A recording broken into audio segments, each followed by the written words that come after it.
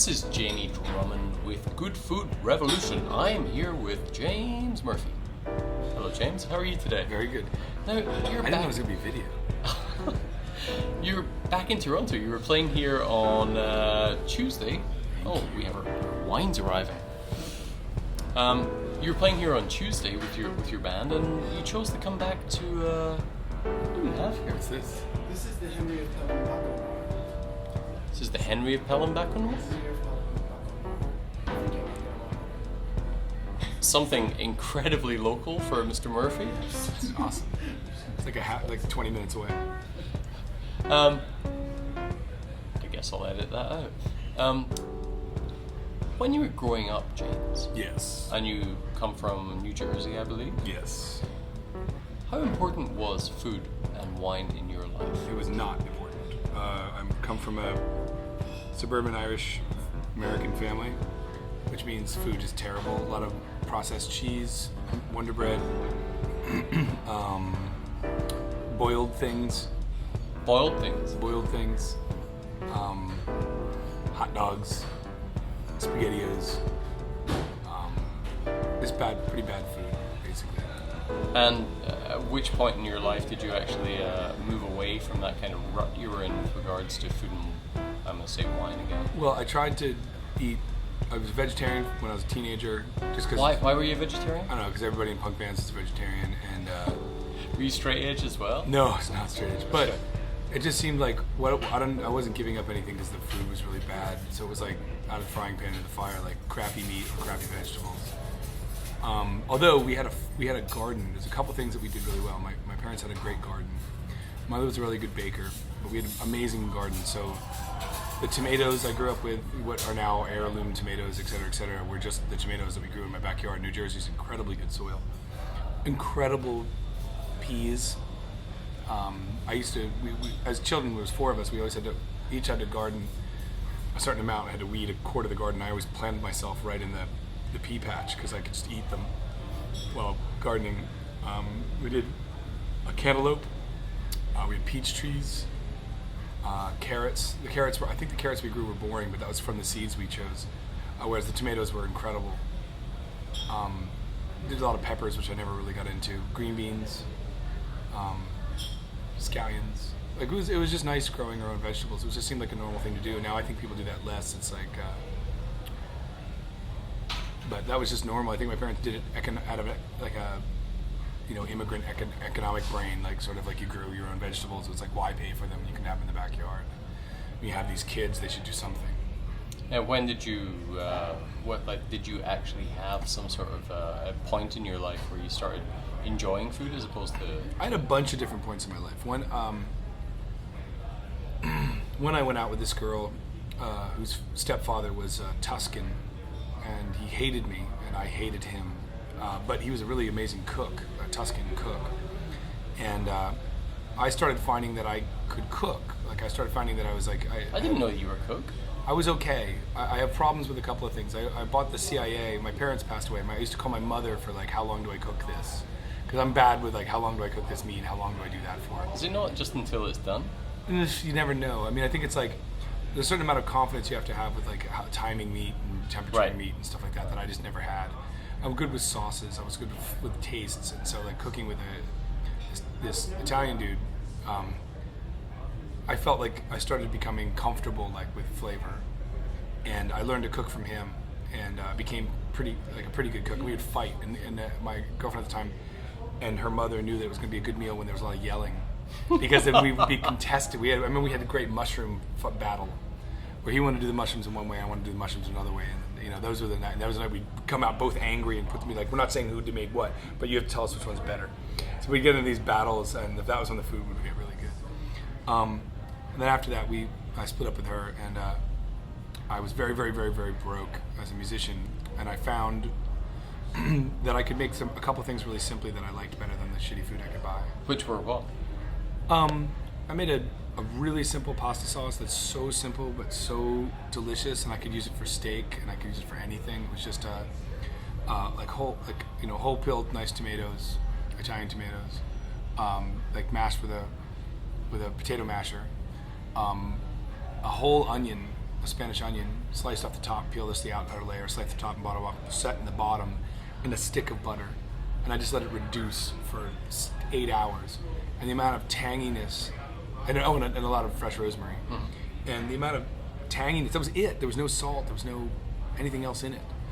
Because the natural salts and sugars of the tomatoes were enough, and the salt and the butter was enough, and the onion was something that you could slice up at the end that was almost like you could spread it on bread at the end when you pulled the onion up from the bottom. And you didn't want the onion to break up and get part of the sauce. The sauce was really like a very light sauce. So you actually took the onion out. After when you're done, the onion would become kind of put on you get a little crock with a little bit of the sauce, and you seal the onion, and that was hot, and you could spread that on bread. It was almost like spreading hot garlic. So no garlic in there. And it made me really happy. And then I started getting into salt, because I realized that I could buy the nicest salt imaginable, and it would still only increase my annual budget by about $12. No, because it's like, other than that, it's like you couldn't buy the nicest wine, because that's, you couldn't buy the nicest meats, but I could buy the nicest salt. And that was sort of the first thing that got me excited. Are you serious? You got into salt? Salt was the first thing I got into, basically, really. Because the difference, when I had like really nice fleur de sel versus like iodized sea salt. Yeah. And the first time I tasted, like when you over salt something with bad salt, it's just like a horror of chemicals. Whereas I can just take fleur de sel and put it on my tongue, and it's good on its own. Like I could have like arugula with a little salt, a little olive oil, and I'd be happy. Like it was enough. Salt and vinegar, those are the other two things I got into. What was the second recipe after that sauce? Just having nice salt.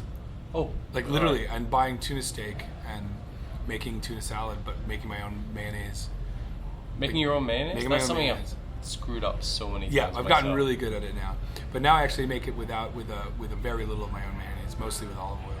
You were mentioning garlic. Your father had an aversion to garlic. My father had an aversion to anything that was not just, he couldn't eat garlic or onions or rice. He liked fettuccine alfredo. Was about it. How could anybody have a problem with rice? What was the? He fought in Korea. Okay. So everything that he hated came down to the army. We never camped. I camped for 22 months in Korea. What the hell I want to go camping for? My cousin had a power yacht. Want to go on the boat? Took a boat 22 days over and 21 days back from Korea. What the hell I want to go on the boat for? Buffet at a fancy restaurant or a really nice wedding, like a really elegant buffet. Wouldn't eat it. Why? Ate buffet 22 months in Korea. What the hell I want to eat buffet for? Everything. They had a lot of buffets in Korea, I guess. Well, that's what you mess hall. It made him think of the mess hall. It made him think of going up and getting your food. Just made him think of being in the army. Now, I don't think he had a great time. Moving on from the food you had growing up, you've had a chance to try, to eat in some very interesting restaurants all over the world. Yes. Since I've known you, which has been a fair bit now, I've always thought of you as being someone who's had a bit of a palate, and I'd like to hear from you your most amazing food experiences that you've had as you've been traveling around. That's hard to do. I'll have to give it a second. I mean, there's a couple that might not be the best food experiences, but were kind of the changers. I think the first time I went to Brazil and had like one of those crazy meat, freakouts in Brazil where they just keep coming and bringing you incredible meat, and me not realizing that meat had so much variety in it. I think that was a real mind blower. I think being in Japan and learning, like eating Japanese basic food, I really liked. Mm-hmm. I started what you get exported is like chicken teriyaki or sushi, but when I'm there, I love ramen. I love good ramen so much, and like the different kinds of ramen, the shio and the shoyu, and there's like finding different places that are really obsessed with it. I've grown to really love. I love tonkatsu, like a really good tonkatsu places. I don't. Excuse my ignorance. I don't actually know what that is. Tonkatsu is breaded pork cutlet with like a very specific kind of sweet brown sauce over rice, and the places that are the best at it are very often very small, and that's all they do. They serve green tea, miso soup, rice, tonkatsu. And if they serve anything else, they're not a real tonkatsu place in Japan. And friends of mine are very vehement about it. Like people will get into they'll be like, oh no, my place is the best. And I've had to watch them all go to each other's places and find new. Cause it's almost like being obsessed with a team, a sports team. Like you're just blindly, ignorantly obsessed with your tonkatsu, the same way people are with ramen there. There's so many. The first time I went to Paris in 1996, and I had duck there because I never liked duck. Why wouldn't you like duck? The duck that you get in America is the Long Island style duck, and the meat isn't as dark. It's a different animal than like a duck you get in France. And I always found it to be like a slightly gamey chicken, and I wasn't that obsessed with it, wasn't that interested. But the incredibly rich, dark, oily duck that I would get in France, I was like, why do I like this so much more? And then I realized it's just a different animal. In a lot of ways, people prefer the Long Island duck, like that fatter, like goosier duck. But I like the kind of dense, sort of like I like an old chicken. Like when I was in Racine in Paris, they made old chicken, which is just like an older chicken.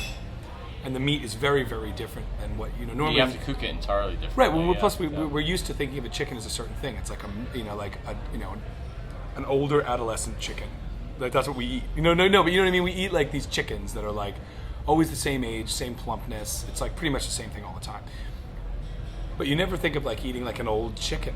But like those are normally broilers that they. Oh my god! But this Racine in Paris. If you cook it in that's the a right life manner, changer. it can work. It was incredible, denser, more like duck, more gamey. How often do you cook at home? Very rarely because I'm never home. But I want to change that. You're getting a new kitchen. I'm getting a new installed, table. I'm getting not a kitchen installed. That sounds very posh.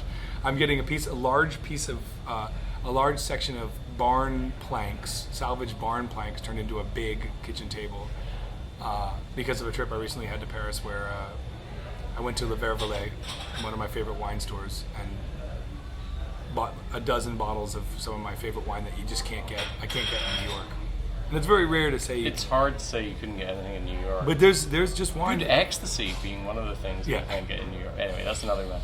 No, but it's true. Like you can't get the white Masavecchias because they don't travel well. You can't get the red Prairie Roque. And if you, by the time you got that stuff, I could get that for €80 at Le Vervelet, which is an expensive wine in France. But in New York, that's a $600, $700 bottle of Bourgogne, and it's my favorite. That's my favorite. Let's hear wine. the pronunciation on that again. Bourgogne, Burgundy, Bourgogne, Burgundy, crescent roll. That's good. That's good. But I will say Racine salad if you want a life-changing experience. The fucking vegetable salad at Racine of raw vegetables, which I had a year ago. Sorry, where's this? Racine in Paris, on Okay. Passage du Panorama, little tiny place. Yep. And they get vegetables. I don't remember names, but they get vegetables from there's a very famous chef who has a handful of Michelin stars in various places, who has a garden in the north of France, like in the north of Paris, like an incredible, legendary garden where his vegetables come from. And only 2 other places can get vegetables from him, and Racine was one of them. Because it was one of his proteges that ran Racine. He would ride his bike up and pick the vegetables. And the salad hit the table. And you know when you have like broiled pork, or you have something that smells like it tastes, and it overwhelms you. And that's always the blessing of meat. You smell it coming before you taste it. These vegetables hit the table, and I literally had the kind of salivary experience that you get with pork or meat or something, like steak or duck, or where it smelled so strongly of like beets and carrots, these red carrots.